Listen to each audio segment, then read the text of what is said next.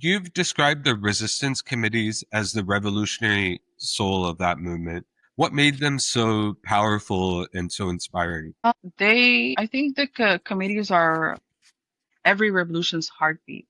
They make, they organize the protests.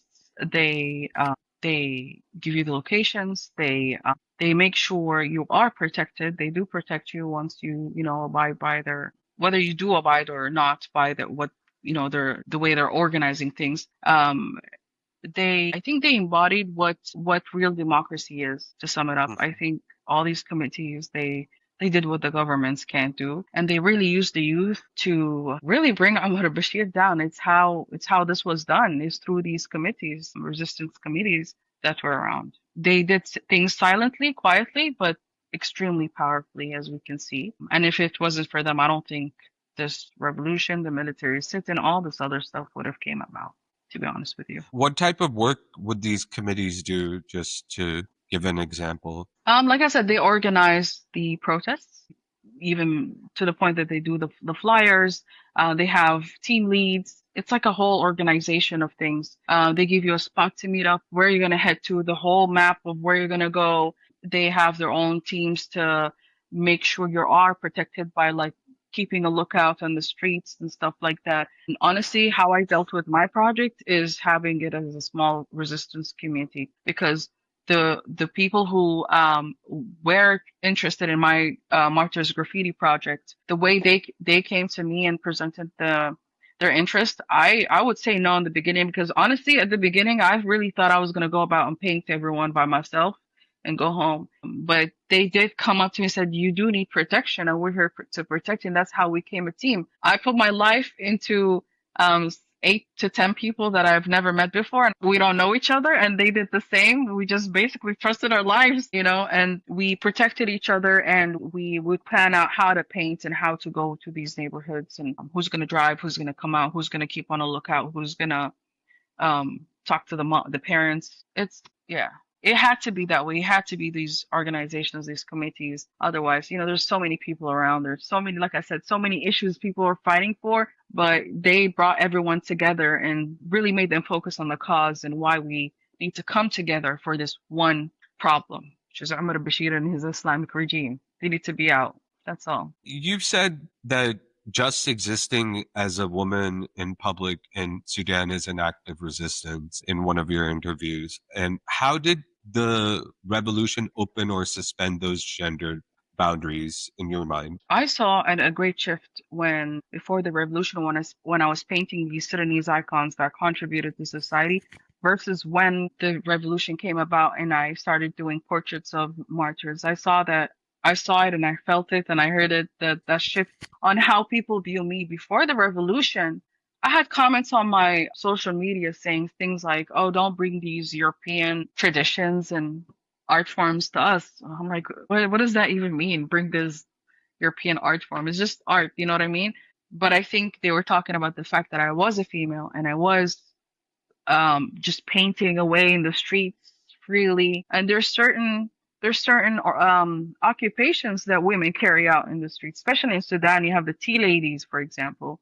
You don't see women doing construction, for example. You don't see women in the streets like that unless they're going somewhere. So to have this as an actual career and a profession was very confusing to a lot of people, including my family. I had an uncle tell me, "You're at that age where you need to get married. You need to find yourself a respectable job that's behind four walls." Yeah. And he was a doctor. My answer was, "I make more money than you as a doctor in Sudan, so I don't know what you're talking about." And that's me showing him, or saying, I wasn't trying to be rude, but I really said this in the most respectful way. Like, you're in Sudan, we have more bigger issues to deal with. You as a doctor being in Sudan, not making enough money like that, versus what I get commissioned for outside. So I get my commissions not in Sudan, but all the stuff I did in Sudan is for free. I do it outside. I make my money, come back to Sudan, and it's where I put it to help the revolution in the community and stuff like that. Yeah. I think I summed it up for him. Yeah. What was quite interesting was the role of social media during that period. Like, for example, Alaa Salah, that woman on the car, her clips And that's a lot. circulated a lot, and she became sort of this global icon at that time. Yeah. Uh, And there were many women who remained unnamed in those protests. But what was the role of like social media and just, you know, these sort of like young figures that emerged, and how did that sort of mark a turning point in the movement? Alaa Salah, I guess she represented a hierarchy of resistance or suffering in women. The visual aspect of it was very powerful. She wasn't saying anything and nobody else was saying, but I think the visual, the dressing of the top, especially the white one, women used to wear this, especially in times of war, in case their husbands come deceased, they would just wrap them with the top, with this fabric, and that's the Islamic way to bury somebody. So because it's purity, right? The symbolism of what she represented, I think, stood for a lot of the women suffering and the injustices happening in Sudan. And that's why it was Yeah. so powerful. Yeah. I think, I personally stand in full solidarity with Palestine, with Black Lives Matter, with Sudanese women. I just do, I do wish these women would make more space for Sudanese voices. Hmm. Yeah. When Alaa Salah came about, I think she did that. She came in people's profile pictures and celebrities' stories, Yeah. and I think she did that as a female, and that's why it's so great. All my Sudanese women are Hmm. doing something, whether it's being in the streets, whether it's from the houses. I know people that never left the house, but they were doing all these like flyers and handmade t-shirts and all these ideas for protesting and stuff. Not even never left the house. Can't say their names, Yeah. but there's so many that if there was a way for me to bring up all these women that did stuff, I wish I had like a book or something of their pictures and what they did during the protests. But there's so many. Yeah. And you once said that the sit-in felt like a new city briefly. Did it feel like freedom, or was it always under threat? What do you mean? Like, Or well, did you feel like it was a temporary sort of phenomena that was taking place, or was it an achievement at that time? that's an interesting question. I think it was both. So while I was in the sit-in, the way I felt was just power. I felt a lot of power, a lot of energy, and a lot of resistance from everyone that was around me. There were so many people, again, from all walks of life. But I was scared at some point because of the uncertainty of it all. You're in an area where we're all together in the same space. What if they just throw a bomb at us? You know what I mean? We're all gonna go. And it's not just our lives that are going to go. These are the most powerful people doing things right now, all in the same space. If we're gone, then that's it for Sudan. And I think that was my fear. It was a constant thing. It's just Yeah. that thought. Yeah. Because No, continue. I was just gonna say, because in the sit-in, I think that's where all the ideas and the organizations and the committees and the resistances and the setups and plans. That's where everything. That was the headquarters of everything that was gonna happen moving forward. And I think we just didn't know if we were safe or not. And obviously, people found out that we weren't. A lot of people lost their lives on the June 3rd massacre. That day changed everything. What did that moment mark for you politically and personally as an artist? Devastation, As devastation, devastation. I've been there. I left my safe zone. I left Qatar. And I'm not talking personal. I'm just giving you one person that did something. I left my safe zone being with my family and my parents and my Qatar is so comfortable. And I left that to be doing that in Sudan for no reason, living there by myself. There's so many people that did that. The martyr, Muhammad Matar, Blue for Sudan hashtag. He just finished his master's in the UK, and he came to Sudan for his sister's wedding, and he was shot during the massacre. He was supposed to go back to the UK.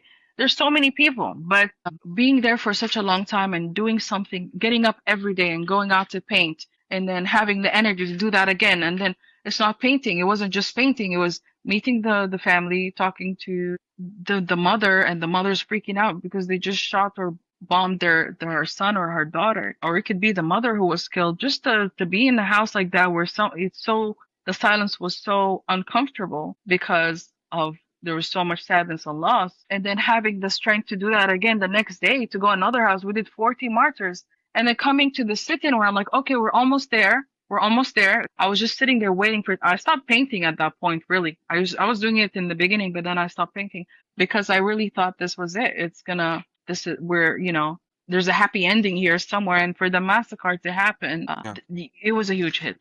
I don't know what to say about that. Really, yeah. And it's a major shift in your painting in the sense, the question of martyrs, right? For you, what do martyrs signify? And when you began painting martyrs, was it more about mourning or was it a sort of form of defiance against the existing order or something else? Personally, for me, especially at that time, I wasn't very knowledgeable about Sudan or the politics of Sudan. I didn't even know why Omar Bashir people didn't like him. I just didn't know anything except what I noticed personally is so many people like my age at the time were dying. Yeah. And it's so crazy to me that I would always find out that they were the sole or the main breadwinner of the house. So it's helping out Yeah. everybody.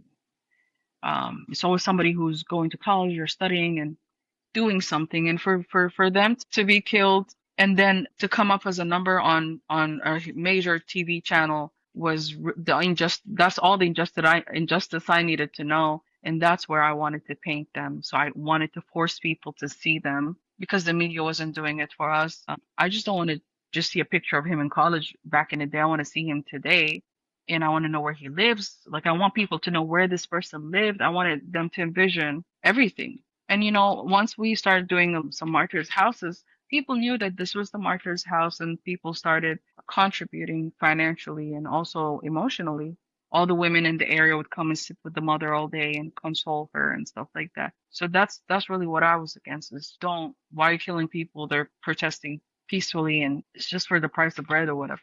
How do you choose to represent someone? Color, pose, softness, shadow. What does each of these murals attempt, when you're going through the process of making a mural for a martyr? Before for a martyr, so I wouldn't have most of the time I wouldn't have their pictures or their portraits before I actually go and paint. So that's why I make it a fact to visit the families like a day or two before the actual day that I wanted to paint, to sit with them and also ask them for a picture. And believe it or not, some people don't even have it. They don't have phones. They don't have a picture anywhere. I went to this martyr's house and they went to to like a basement where they keep like the old furniture and like really look Mhm. through. They got me one picture, photo that had a lot of like sand and debris on it. So um, uh, I always ask the family what their favorite picture is. That's how I choose the photo. With the mother, especially her favorite picture of her son or daughter, she would give that to me. And then if they're not smiling, I'll try to have like a little smile in there or something. And then I would really look at the face, and the eyes usually do it for me, where I put a lot of emphasis is, Mhm. it's the key to the soul. So I put a lot of emphasis in the eyes, I would say, in every picture. The skin color, if you can see my work is changes all the time. It can be blue, it can be purple. And I don't think people thought it was on purpose. Really, it started off being not on purpose because I really didn't have skin color spray paint. So I had to improvise. But people like that too. Then some people like the skin color. I liked it too. I like the showing people, all the various forms of what the Sudanese people look like. Because I don't think one of the issues was the tribalism in these protests and these problems. So I really wanted people to look at that. That we're all different too. That was another point of these portraits.